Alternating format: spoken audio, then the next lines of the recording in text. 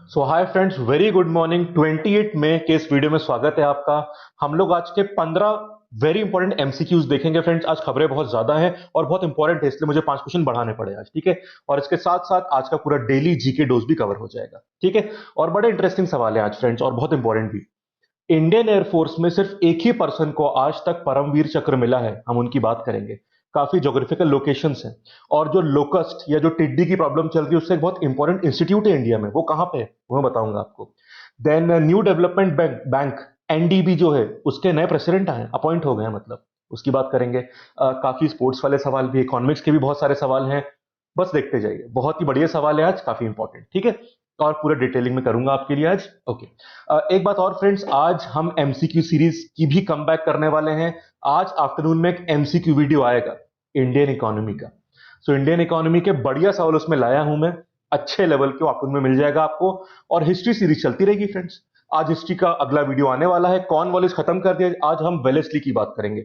और वेलेस्ली एक बहुत बेहतरीन सिस्टम लेके आए थे, जिसने ब्रिटिश एक्सपेंशन में बहुत हेल्प करी। और एग्जामिनर का भी फेवरेट सिस्टम होता है वो, ठीक। वो क्या था उसकी हम लोग आज बात करेंगे, ठीक है। सो ये रहा सुबह का वीडियो। आफ्टरनून में एमसीक्यू वीडियो इंडियन इकोनॉमी का, और उसके बाद शाम के आसपास हिस्ट्री का वीडियो आज आएगा। नेक्स्ट पार्ट, वो थर्ड वीडियो रहेगा आज का, ठीक है। तो चलिए फ्रेंड्स, शुरू करते हैं वीडियो। फ्रेंड्स, लाइक करके जाना वीडियो अगर पसंद आ रहा है आपको, और कमेंट करा करो। कई लोग कमेंट करते हैं, कई लोग सिर्फ देखते हैं। बिल्कुल देखिए, अच्छी बात है। मन करे तो कमेंट भी कर देना, मोटिवेशन फील होता है उससे, ठीक है। चलो ठीक है, आगे बढ़ते हैं। पहला सवाल देखिए। तो पहला सवाल मैं उसी फील्ड से लाया हूं, कहां से? Geographical location. But friend, geographical location random नहीं आती। कोई खबर हो करंट की, वहां से ज्योग्राफिकल लोकेशन उठाई जाती है हर एग्जाम में, और खबर चल रही है यहां पे, ठीक है। चलिए, नाकुला पास किस स्टेट में है फ्रेंड्स? मैं नाथुला पास की बात नहीं कर रहा, यहां पे नाकुला पास किस स्टेट में बताना है। आंसर सेम है, सिक्किम। तो नाथुला पास भी सिक्किम में है और नाकुला पास भी सिक्किम में है, वेरी इंपॉर्टेंट। मुझे लगता है आप समझ गए कि खबर का कॉन्टेक्स्ट क्या है। इंडिया चाइना में जो कॉन्फ्लिक्ट चल रहा है अभी, उसी से रिलेटेड खबर है। सो काफी फ्रंट्स और काफी लोकेशंस पे कन्फ्रंटेशन हो रहा है। वो पूरा आर्टिकल नहीं, द हिंदू से सिर्फ वो पैराग्राफ में लाया हूं जहां पे इन लोकेशन की बातें करी गई, ठीक है। सो आप देख सकते हैं कि India and Chinese troops have faced of at least 4 points along the LAC line of actual control. Friend, बता चुका हूं, इंडिया पाकिस्तान की बाउंड्री को LOC बोलते हैं और इंडिया चाइना वाले को LAC बोलते हैं। वो लाइन ऑफ कंट्रोल है, ये लाइन ऑफ एक्चुअल कंट्रोल है। फर्क समझ गए? चलिए, अब उन 4 जगह के नाम देख लो, उनमें से 3 जगह लद्दाख की, लद्दाख, ठीक है। एक तो पैंगोंग सो लेक, जो मैंने फोटो पे कुछ दिन पहले दिखाया था आपको, जो कुछ हिस्सा इंडिया में और कुछ हिस्सा चाइना में है इस लेक का। Then Demchok and Galwan valley, ये 3 एरियाज लद्दाख में है friends. Locationally very very important. मैं पिछले क्वेश्चन में गलवान वैली वगैरह सब करवा चुका हूं, ठीक है। अब एक और जगह है नाकुला। ये नाकुला जो है, ला मतलब पास होता है, दर्रा जो बोलते हैं ना, माउंटेन्स के बीच से जो रास्ता। तो नाकुला पास जो है, ये है सिक्किम में। तो ये इंपॉर्टेंट हो सकता है। नथुला बहुत पूछ लिया, नाकुला पूछ सकता है, ठीक है। और यहां पे क्या हो रहा है, जो पीपल्स लिबरेशन आर्मी है, चाइना की जो आर्मी है, उनके soldiers, they are reported to have occupied tracks patrolled by the Indian troops, pitching tents and building trenches. तो ऐसे रेगुलर रास्ते, ऑफिशियल बाउंड्री डिमार्केशन मतलब कोई ऐसी बाउंड्री बनी नहीं है, पर अंडरस्टैंडिंग के हिसाब से पेट्रोलिंग करती दोनों पार्टीज। तो हमारी इंडियन सोल्जर्स को सही रास्ता पता है, वो काफी समय से पेट्रोलिंग करते आए हैं। अब उनके रेगुलर पेट्रोलिंग के रास्तों को, उन एरियाज को ऑक्यूपाई करने की कोशिश कर रहा है यहाँ पे चाइना। वहां पे टेंट बनाना, ट्रेंचेस बनाना, उस तरह का काम, और उल्टा ब्लेम इंडिया पे कर रहे हैं, गलत ब्लेम, ठीक है। खैर, डेवलपमेंट को देखते रहेंगे, बट एक खबर इंपॉर्टेंट है। मैप पे दिखाऊं आपको, गूगल मैप पे, ये देखिए। ये आप सिक्किम स्टेट देख सकते हैं यहाँ पे, इसमें यहां पर ये आप देख सकते हैं, दिस इज नाकुला। और फ्रेंड्स, ये देखिएगा इधर इसके आसपास ये नाथुला है। तो इसके आसपास नाथुला है और ये नाकुला है, दोनों सिक्किम में है। थोड़ा लोकेशन का फर्क है, ध्यान रखिएगा। इसी पॉइंट को ज्योग्राफी में पूछ सकते हैं आपको, समझ गए? चलो भाई, अगला सवाल। एसीसी आर्मी कमांडर्स मीट जो चल रही है अभी, ठीक है, आपको उसकी फ्रीक्वेंसी बतानी है, ठीक है। वैसे ना कई बार ये अलग अलग जगह पे होती है, पर इस बार तो ये दिल्ली में ही हो रही है। आपको आर्मी कमांडर्स कॉन्फ्रेंस के बारे में ये बताना, उसकी फ्रीक्वेंसी क्या है। मतलब पहला ऑप्शन देख लो, बाई एनियल। बाई एनियल का मतलब है 2 साल में एक बार होती है क्या? एनुअल मतलब हर साल में होती है, मतलब साल में एक बार होती है क्या?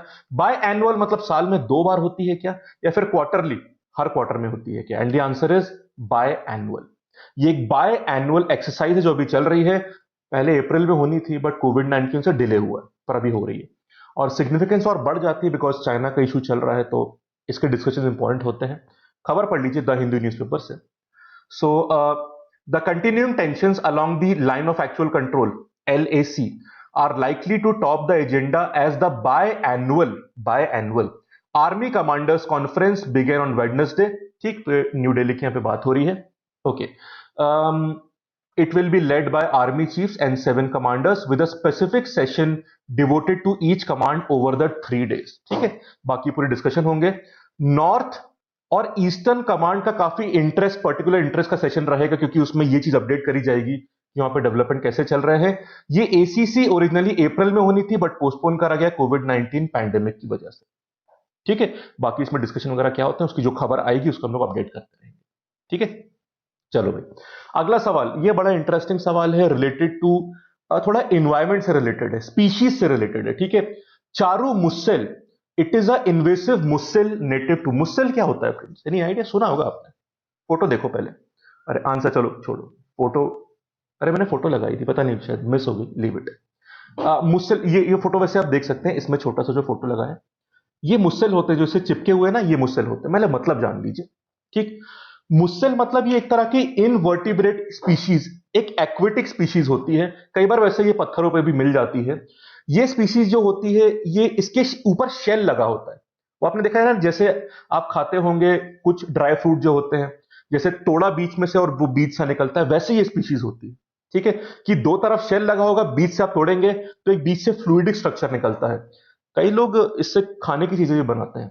ठीक है, तो उस तरह की चीज है ये मुसल। ये बहुत तरह का होता है, जैसे क्लैम, ऑयस्टर, उस तरह का। ठीक है, तो इसकी ओरिजिनल स्पीशीज पता है, इसको मोलस्क बोलते हैं। मोलस्क, मोलस्क बहुत तरह का होता है, उसमें एक मुसल होता है, ऑयस्टर हो गया, क्लैम हो गया। ठीक, अब ये कुछ जो इन्वेजिव हो जाती हैं, कि बहुत तेजी से फैलती हैं, ये उधर के प्लांटेशन, वेजिटेशन और फिशरी को अफेक्ट करता है, और वैसे यहां पे हो रहा है। ठीक है, सो चारू मुसल एक तरह का मुसेल होता है, ध्यान रखना। ठीक है, जिसमें बीच में फ्लूइडिक स्ट्रक्चर, दो तरफ से शेल होता है। इतनी जानकारी काफी रहेगी। फोटो में जो आप काले काले देख रहे हो ना चिपके हुए, ये मुसल होते हैं। कई बार ये पत्थरों पर भी पाए जाते हैं। अब देखो, तो ये इन्वेजिव स्पीशीज है जो केरला में फैल रही है। ये कहां से आई है, कहां की नेटिव, आपको बताना है। आंसर आप जानते हैं, यहां पे मार्क कर दिया मैंने, सेंट्रल एंड साउथ अमेरिका, ये वहां की स्पीशीज है और यहां पे आ गई है। कैसे, ये मैं बताऊंगा आपको। तो ये सवाल इंपॉर्टेंट है। ठीक है, तो चर्रू मुसल का native central and south America है, ये सवाल इंपॉर्टेंट बनता है। अब खबर देख लीजिए, फोटो तो मैंने बता दिया आपको। ठीक, इसका साइंटिफिक नाम देख लो, माइटेला स्ट्रिंगेटा। माइटेला स्ट्रिंगेटा साइंटिफिक नेम। थोड़ा फॉन्ट छोटा बिकॉज आर्टिकल लंबा था, बट मैं आपको इंपॉर्टेंट बात बता दूंगा। अब देख लीजिए, तो समझ गए ना। मोलस्क जो होते हैं उसके बहुत सारे सब टाइप होते हैं, उसमें से एक होता है मुसेल। ऑयस्टर भी होते हैं, क्लैम भी होते हैं, सब उसी के टाइप होते हैं। समझ गए, चलो। So an invasive mussel native to South and Central America coast is spreading quickly in the backwaters of Kerala. ठीक, this is elbowing out other mussels and clam species and threatening the livelihood of fishermen engaged in molluscan fishery. इस mollusc वाली field की जो fishery करते हैं, क्योंकि ये mollusc फैल रहा है, बाकी को बढ़ने नहीं दे रहा, उनको अफेक्ट कर रहा है, फिशरी को भी अफेक्ट कर रहा है। और ये मोलस्क वगैरह कई लोग करते हैं फार्मिंग उस एरिया में, तो उस फील्ड को, फार्मर्स को, मतलब ऐसे फिशरी करने वाले फिशरमैन हो गए, उन सबको बहुत नुकसान पहुंच रहा है। फिशरमैन, ठीक है, क्लियर है बात। अब इंपॉर्टेंट बात देखिएगा, रैपिड स्प्रेड। देखो, मूसल होना अच्छी बात है, पर कोई एक अगर बहुत बुरी तरह फैलना शुरू कर दे तो बाकी को नहीं फैलने देता है, बाकी को ग्रो नहीं करने देता है। ठीक है, सो रैपिड स्प्रेड ऑफ चारू मुसल। अब यहां पे ऐसी आशंका जताई जा रही है कि इसकी जो रैपिड ग्रोथ हो रही है माइटेला श्रिंगेटा की, that might have been triggered by cyclone Ockhi, जो कि 2017 में आया था। ठीक है, अब यहां देख लीजिए कुछ एरियाज के नाम जहां पे फैल रहा है, they are not very important. अब देखिए, अष्टमुडी लेक में भी प्रॉब्लम आ रही है, जो कि एक रामसर साइट है। रामसर एक जगह ईरान में जहां पे कॉन्ट्रैक्ट हुआ था, जितने भी वाटरशेड एरियाज है उसके बारे में, तो उसमें अष्टमुडी लेक भी आती है, केरला की कोल्लम डिस्ट्रिक्ट में। ठीक है, इट इज ऑल्सो वेरी, बहुत बुरी तरह इफेक्ट हो रहा है। अब यहां देख लीजिए, एक्सटर्नली जो चारू मुसल होता है, it resembles the green and brown mussels, और साइज काफी छोटी होती है, कलर ब्लैक, ब्राउन, पर्पल या डार्क ग्रीन हो सकता है, ये आप देख चुके हैं। ठीक है, अब ये कहानी है, एक यहां देखिएगा, अष्टमुडी लेक में प्रॉब्लम बढ़ रही है। एंड ये यहां पे लिखा था, हाँ ये सवाल जो मैं आपसे पूछा था कि ये लोग आते कैसे हैं, ये स्पीशीज दूसरे देश से यहां पे कैसे आती है, ये देखिएगा। In all probability the mussel reach the Indian shore attach to ship hulls और as larval form in ballast water discharge. जो बलास्ट वाटर कैरी करते हैं शिप में, कई बार उस तरह के वाटर भी कैरी करते हैं शिप का बैलेंस बनाए रखने के लिए। तो कई बार इस तरह के वाटर में क्या होता है, इस तरह की स्पीशीज, क्योंकि शिप आप जानते हैं एक कॉन्टिनेंट से दूसरे में ट्रैवल करती हैं, इन शिपों में कई बार इस तरह का लार्वल फॉर्म में चीजें आ जाती हैं, नए देश में आ गई और वहां फैलना शुरू कर देती हैं। ठीक है, तो इस तरह से शिप के रास्ते से काफी मूवमेंट होता है, आपको जानना जरूरी है कि कैसे फैलते हैं, किस तरह से आ जाते हैं। ठीक है, तो ये टेक्निकल बात हो गई, किस एरिया से आया वो ध्यान रखना, सेंट्रल और साउथ अमेरिका से। और कैसे आते हैं मैंने बता दिया आपको, यहाँ पे अष्टमुडी लेक का नाम भी जरूरी है, जो रामसर साइट है, और फोटो आप यहाँ पे देख सकते हैं। तो इंपॉर्टेंट इशू है। एंड ये नाम फ्रेंड ध्यान रखना, माइटेला स्ट्रिंगेटा। ठीक, कई बार इस तरह के इशू हम थोड़े छोड़ देते हैं, हमें थोड़े कॉम्प्लेक्स लगते हैं, डीप में मत जाओ, इतना पढ़ लो एग्जाम के लिए काफी हो जाएगा, और डीप में नहीं पूछेगा वो। ठीक है, चलिए इंपॉर्टेंट। ओके फ्रेंड्स, लोकस्ट या जो टिड्डी होते हैं उसकी प्रॉब्लम आपने कई मतलब वायरल वीडियोस देखे होंगे, कितनी बड़ी अमाउंट में पूरे एरिया को घेर लेते हैं लोग, देखने में भी इतना डरावना लगता है, और क्रॉप को बड़ा नुकसान पहुंच रहा है। राजस्थान में भी, मध्य प्रदेश में भी आ चुके हैं लोग। हम लोग भाई बेसिकली पाकिस्तान को जो स्टेप लेने चाहिए थे इनको रोकने के लिए, उससे पहले से जो ओरिजिन होता है वो लिए नहीं गए, लोग बॉर्डर क्रॉस कर रहे हैं। कई और थ्योरीज और अटैच कॉन्सेप्ट भी यहाँ पे जो मैं बताऊंगा मैं आपको। अब एक टेक्निकल सवाल, यूनियन एग्रीकल्चरल मिनिस्ट्री का एक यहां पे ऑर्गेनाइजेशन है जिसको एलडब्ल्यूओ बोलते हैं, लोकस्ट वार्निंग ऑर्गेनाइजेशन, इसका हेडक्वार्टर कहां है आपको बताना है। एलडब्ल्यूओ किसके अंडर आता है, यूनियन एग्रीकल्चर मिनिस्ट्री के अंदर, आपको बताना है इसका हेडक्वार्टर कहां है। आंसर है Jodhpur. Very important question friends. ठीक है, अभी देख लीजिए, द हिंदू का आर्टिकल है ये। एंड अब देखिएगा यहां पे, द थ्रेट ऑफ लोकस्ट जो कौन से एरिया में इन्वेट कर रहा है, लार्ज पार्ट्स ऑफ राजस्थान और neighbouring Madhya Pradesh. Now this problem is bigger this year in comparison with the damage caused in 2019। तो जो पिछले साल से कंपेयर कर रहे हैं उससे कंपैरिजन में इस बार लॉस ज्यादा हो रहा है। ठीक है, और ये कहां से क्रॉस ओवर कर रहे हैं, ये एक तरह के ट्रॉपिकल ग्रास होपर होते हैं, ये पाकिस्तान के सिंध प्रोविंस से आ रहे हैं। अप्रैल 11 से इनका मूवमेंट चालू हुआ है। अब यहां देखिएगा, इंपॉर्टेंट बात जो मैं पूछ रहा था आपसे, union agriculture ministry's locust warning organization जो कि हेडक्वार्टर है जोधपुर में। अब इन्होंने एक बात समझाई है कि this time the locust are immature and have cross the India Pakistan border soon after their birth. तो पहले कहते हैं, पहले ये लोग पाकिस्तान वगैरह में ग्रो होते थे, ग्रोन अप यहां पे आते थे। अब इमेच्योर मतलब बर्थ के कुछ समय बाद ये लोग उड़ना शुरू करके यहां पे आ चुके हैं। ये इंटरेस्टिंग बात है और इंपॉर्टेंट बात है। इमेच्योर लोकस जो होते हैं, they are not fully grown and they have capacity to cause more harm as they have longer lifespans। इनकी जिंदगी भाई क्योंकि अभी छोटे से ही है, ग्रोन अप तो है नहीं, तो ये ज्यादा नुकसान पहुंचती है, लाइफ स्पैन ज्यादा होती है इन लोगों की। ठीक है, ये पूरी कहानी बताई है। मतलब कि पैदा होने के अब ये देखिएगा, ब्रीडिंग ग्राउंड इनका बलूचिस्तान में है, which is responsible for movement of 10 to 12 day old locus. 10 से 12 दिन के अंदर, पैदा होने के अंदर में ही ये लोग उड़ना शुरू कर देते हैं। ठीक, थार डेजर्ट की तरफ आ रहे हैं, राजस्थान में आ चुके हैं। ठीक, और क्यों आते हैं, खाने की तलाश में लोग घूमते रहते हैं। ठीक है, the grasshoppers which flew out from Sudan and Eritrea on Africa's red sea coast after excess rains were earlier breeding in Iran. तो ये जो कोस्ट है रेड सी कोस्ट अफ्रीका की, वहां पे जब बारिश होती है वहां से उड़ के लोग ईरान की तरफ आते हैं, फिर पाकिस्तान से होते इंडिया आते हैं। ये तो मिडिल ईस्ट से इस तरह का लोग रूट फॉलो करते हैं। ठीक है, अब देखिएगा, पाकिस्तान अगर प्रॉपर स्टेप अपना ले तो हमें प्रॉब्लम कम होगी, पर शायद उन्होंने अपनाया नहीं है, ऐसा बताया जा रहा है। सो दो Pakistan has claimed that it is taking action to eliminate the breeding ground of insects, their control measures are not effective, वरना प्रॉब्लम नहीं आती।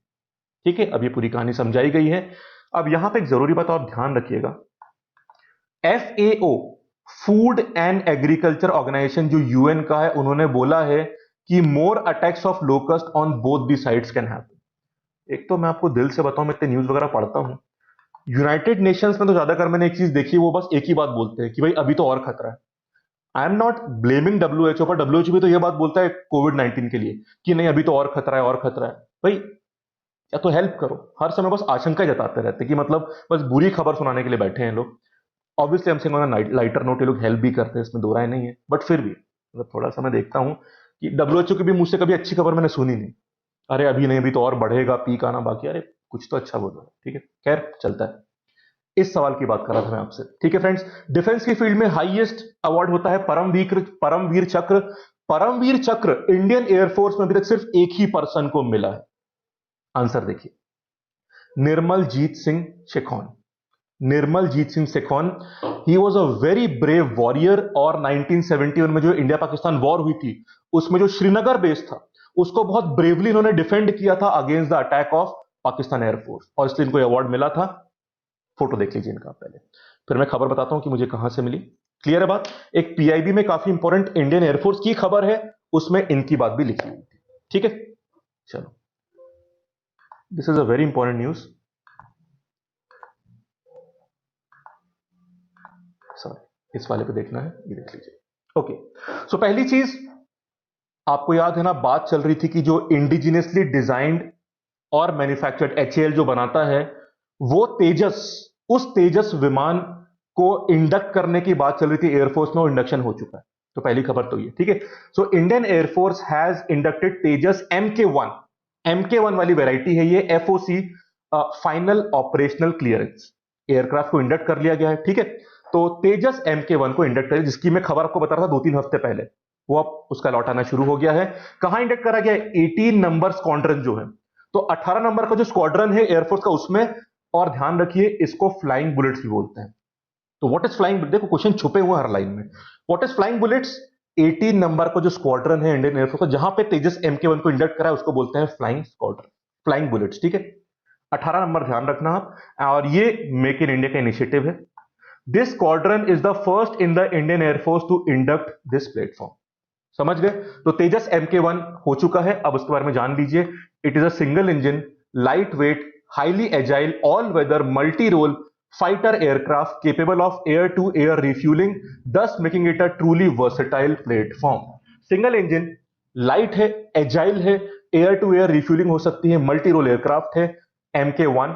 इसको इंडक्ट कर लिया गया है, मेक इन इंडिया है पूरा, डिजाइन भी यहां पे बना भी यहां पे HAL बनाता है, हिंदुस्तान एरोनॉटिक्स लिमिटेड। अब इस खबर में ये जो 18 नंबर का स्क्वाड्रन है, इसके बारे में जानकारी दी गई थी, जिसमें हमको इनका नाम मिला, वो देख लीजिए आप। सो नंबर 18 स्क्वाड्रन, जिसको फ्लाइंग बुलेट भी बोलते हैं, it was raised eight Ambala on 15 April 1965 with, अब यहां देख लीजिए, flying officer Nirmaljit Singh शेखौन, the only Paramvir चक्र recipient of the Indian air force. He was a part of the squadron in the 1971 Indo Pakistan war.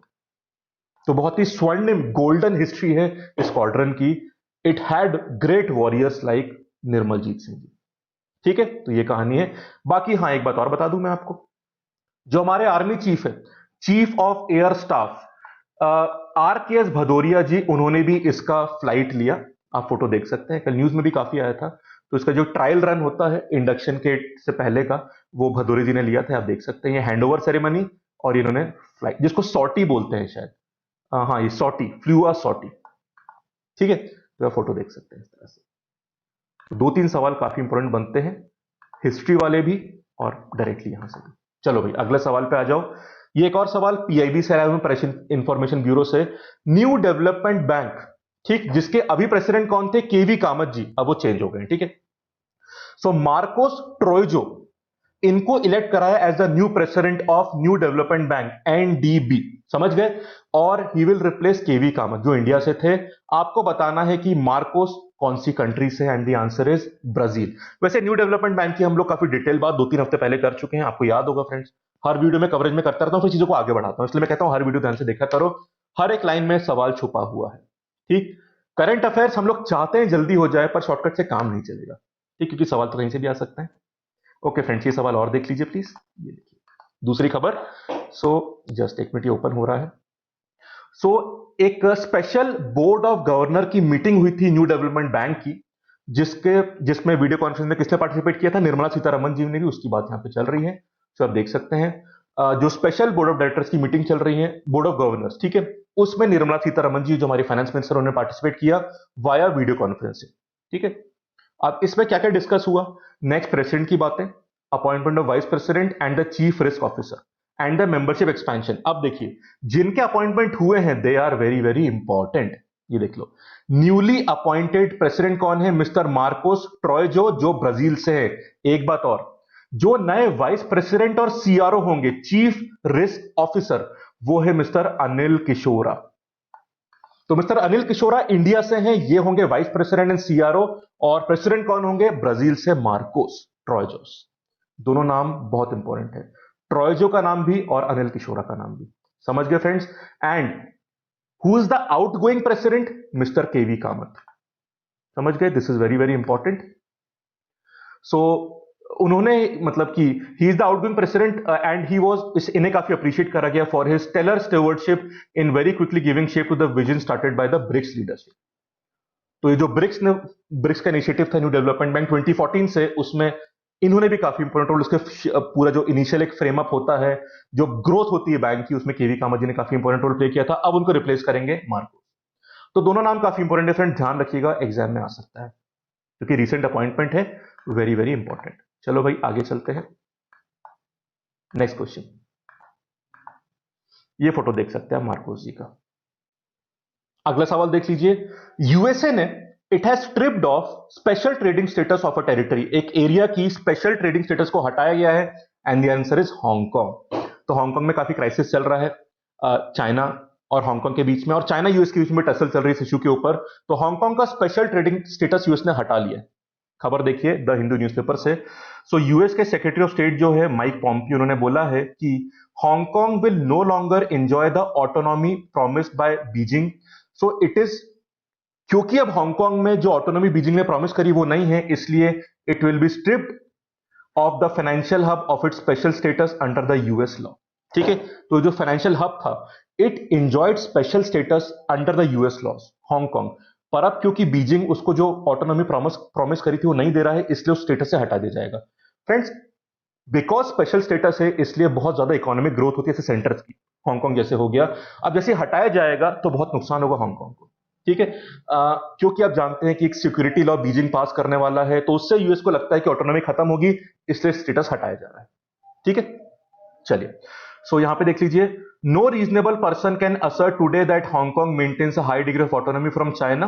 ठीक, तो जैसे आप जानते हैं कि 1997 में हैंडओवर किया था ये, so China it regain control of the territory from Britain 1997। तो 1997 में ब्रिटेन ने हैंडओवर किया था हांगकांग चाइना को। पर क्योंकि ऑटोनॉमी अब धीरे धीरे यूएस को लगता है, खासकर सिक्योरिटी लॉ के बाद हटा रहे हैं, और काफी प्रोटेस्ट वहां पे चलते रहते हैं जिसको चाइना सप्रेस करता है, तो स्टेटस हटा लिया गया। Now this is a very serious action taken by US.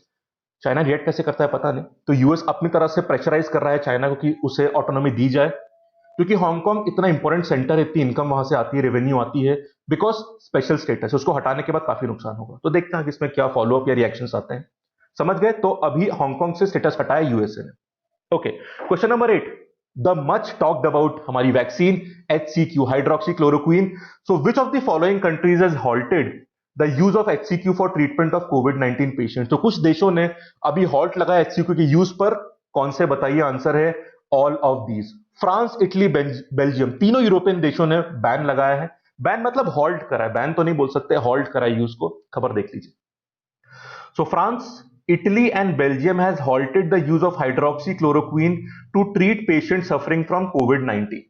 ठीक है, क्योंकि इश्यूज क्या आ रहे हैं? Safety of this generic anti malaria drug, इसकी जो सेफ्टी इश्यूज है उस पर काफी पॉइंट उठ रहे हैं।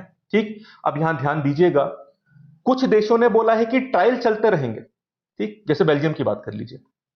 ठीक, Belgium has warned against using the drug to treat the virus any more except within ongoing clinical registered trial. तो जो रजिस्टर्ड ट्रायल चल रहे उसमें यूज करते रहिए, बट नॉर्मल पेशेंट को अब इस तरह से नहीं दिया जाएगा। फ्रांस ने भी ऐसी बात बोली है। इट हैज, फ्रांस की बात देख लीजिए, it has suspended authorisation to use HCQ for कोविड-19 आउटसाइड क्लिनिकल ट्रायल। तो ट्रायल चलते रहेंगे, बट यहां पर पेशेंट को नहीं दिया जाएगा अभी, क्योंकि कुछ ऐसा लग रहा है कि इसके साइड इफेक्ट आते हैं।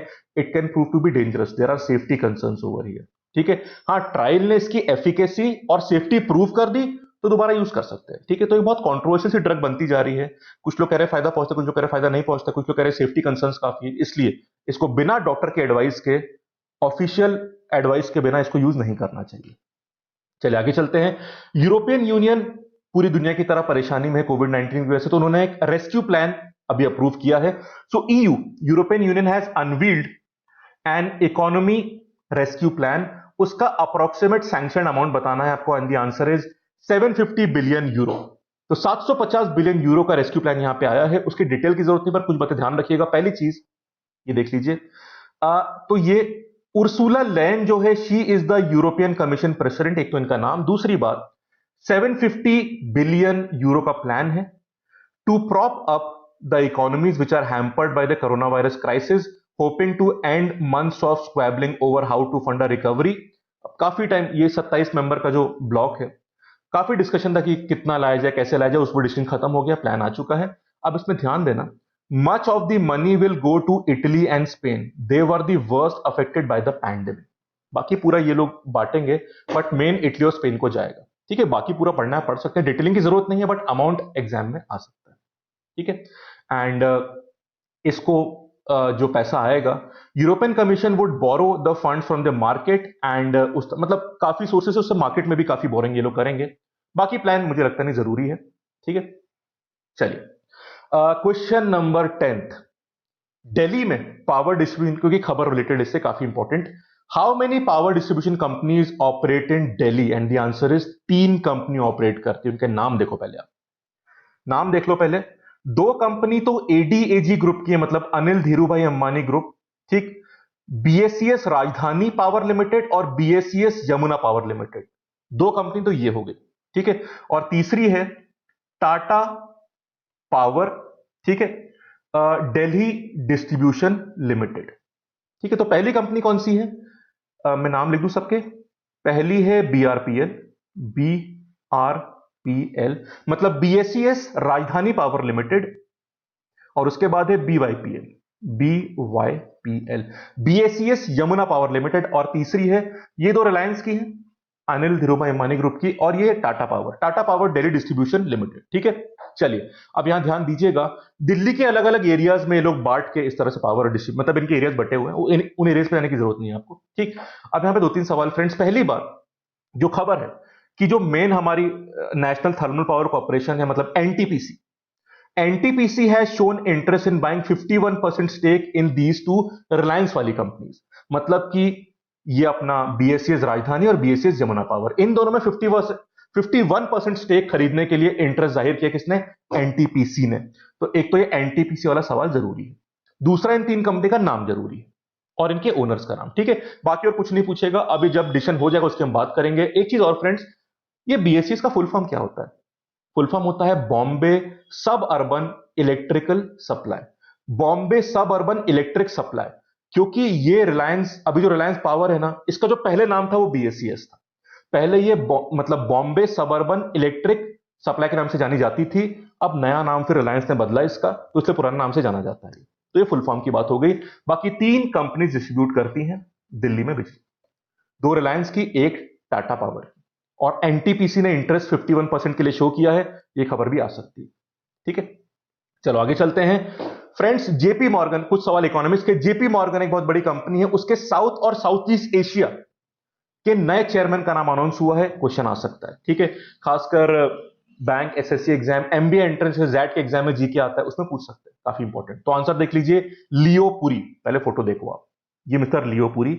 अब यहां देख लीजिए, लियो पुरी जो कि फॉर्मर एमडी एंड सीईओ है किसके? यूटीआई म्यूचुअल फंड के। He will take charge as the new chairman of J P Morgan South and South East Asia. किसको रिप्लेस करेंगे ये? कल्पना मोरपारिया। तो कल्पना मोरपारिया को रिप्लेस करेंगे, जो 2020 में रिटायर होने वाली। उसके बाद लियो पुरी जी आ जाएंगे। ऐसे अपॉइंटमेंट्स इतनी बड़ी कंपनीज के इंपॉर्टेंट होते हैं। This article is from the economics page of the Hindu. ठीक है फ्रेंड्स, फोटो आप देख सकते हैं लियो पुरी जी का। Okay, boxing day, cricket fans सुना होगा नाम ये आपने, boxing day. Boxing day test match बोलते हैं। ठीक है, अब बताओ, बहुत मैच देखे होंगे आपने, बताओ बॉक्सिंग डे किसको बोलते हैं? कौन से दिन को बॉक्सिंग डे बोलते हैं? Answer is 26 December. Very important. Actually Christmas होता है 25 दिसंबर को, उसके अगले दिन, तो क्रिसमस का जो नेक्स्ट डे होता है उसको बॉक्सिंग डे बोलते हैं। इसका बॉक्सिंग से कोई रिलेशन नहीं है, बेसिकली फंडा ये होता है, 25 दिसंबर को जो भी लोग वर्कर्स वगैरह होते हैं उनको उनके मालिक गिफ्ट देते हैं क्रिसमस के। तो अगले दिन ये लोग अपने घरों पर जाते हैं गिफ्ट को डिस्ट्रीब्यूट और अपने घरों फैमिली से शेयर करने के लिए। तो इसलिए कई जगह पे इसको सेकंड क्रिसमस भी बोला जाता है, 26 दिसंबर को। तो पूरी कहानी में आने की जरूरत नहीं, इतना जान लो आप कि वर्कर्स अगर गिफ्ट मिलते क्रिसमस के दिन, तो अगले दिन ये लोग अक्सर अपनी फैमिलीज के पास जाते हैं गिफ्ट्स को बांटने के लिए। ठीक है।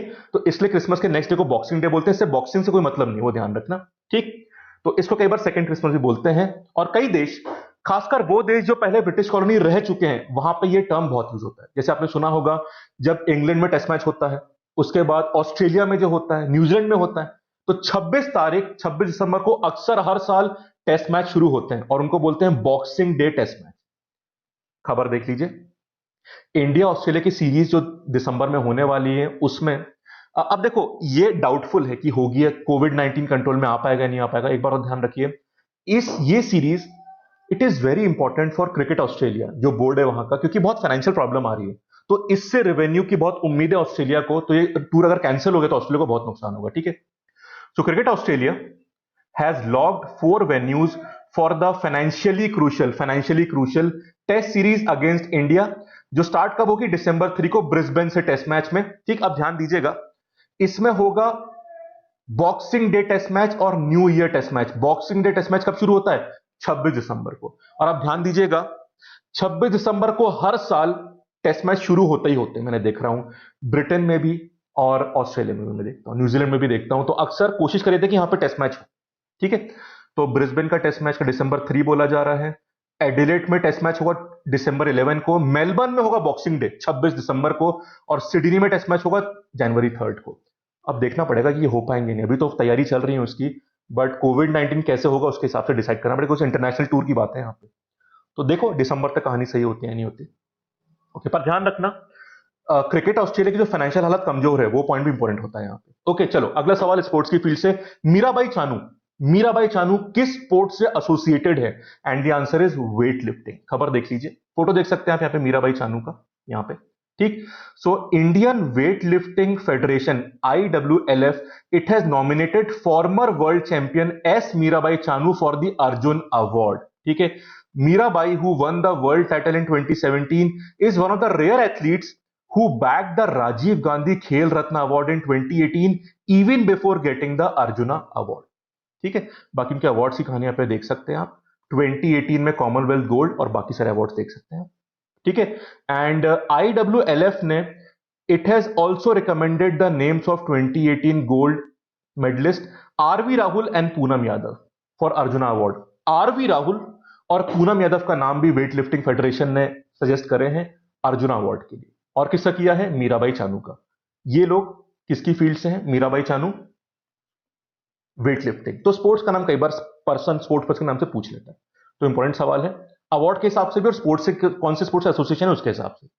ठीक है। क्योंकि फ्रेंड्स, स्पोर्ट्स की फील्ड में ध्यान रखना पड़ेगा, सवाल कई बार यहां से इसको हम लोग लाइटली लेते हैं, पर स्पोर्ट्स के सवाल उतने ही स्कोरिंग होते हैं और पूरे फैक्चुअल सवाल होते हैं, इसमें आप गेस वर्क नहीं कर सकते, इसलिए इनको भी नजर में रखते हैं। इसलिए स्पोर्ट्स के सवाल में कई बार मैं लाता रहता हूं। चलो एक और सवाल, sports authority of India. So how much amount has been deposited by sports authority of India, मतलब SAI, as out of pocket expense in the accounts of Khelo India athletes. तो इनके अकाउंट में as out of pocket expense कितना पैसा डाला गया है by sports authority of India? And the answer is 30,000 rupees. अच्छा कदम लिया गया है, ठीक है। खबर देख लीजिए, this is from all India radio, news on AIR से आया है। So SAI has deposited 30,000 rupees each as out of pocket expenses या allowance in the account of 2,749 Khelo India athletes. जो कुछ बचे हुए हैं उनके अकाउंट में भी मंथ एंड तक पैसा आ जाएगा। ये खबर है यहाँ पे। अब इसी से जुड़ी हुई एक और खबर, आखिरी खबर देख लीजिए आज की। Netaji Subhas National Institute of sport NIS कहां लोकेटेड है? आंसर है Patiala. It is a very important institute of sports in India, इसलिए आपको नाम ध्यान रखना पड़ेगा। तो देख लीजिए, SAI ने अपना ट्रेनिंग सेंटर, हिंदू से खबर है स्पोर्ट्स वाले पेज से, पटियाला में सेंटर ओपन कर दिया गया है। So Olympic bound athletes cloistered at the National Institute of Sports Patiala. ये देखो, National Institute of Sports Patiala, पूरा नाम है Netaji Subhas National Institute of Sports. ठीक है, पटियाला में है। और सेंटर ऑफ एक्सीलेंस कहां है? बैंगलोर में। ठीक है। अब यहां पे थोड़ी ट्रेनिंग रिज्यूम करने की परमिशन यहां पे दे दी है, सबको नहीं, कुछ डेजिग्नेटेड जो कुछ लोग आएंगे वो पूरा प्रोटोकॉल बना के यहां पे शुरू करिए ट्रेनिंग। तो वो पूरा यहां पे कहानी लिखी हुई है, पर हमें ध्यान क्या रखना है कि ये सेंटर है कहां पे, this national Institute of sports कहां पे है? आंसर पटियाला है। बाकी पूरी खबर देख सकते हैं, बट इंपॉर्टेंट सिर्फ जगह का नाम होगा यहाँ। ठीक है फ्रेंड्स, तो ये थी आज की टॉप 15 खबरें। होपफुली चीजें हेल्पफुल लगी हो आपको। और फ्रेंड, दिन में एमसीक्यू आने वाला इकोनॉमिक्स का और शाम को हिस्ट्री का अगला वीडियो आएगा जिसमें हम वेलेस्ली की बात करेंगे। वो देखना बिल्कुल मत भूलिएगा। कमेंट जरूर कर दीजिएगा इस वीडियो में, लाइक कर देना और चैनल सब्सक्राइब करना मत भूलना। Thank you. Have a nice day.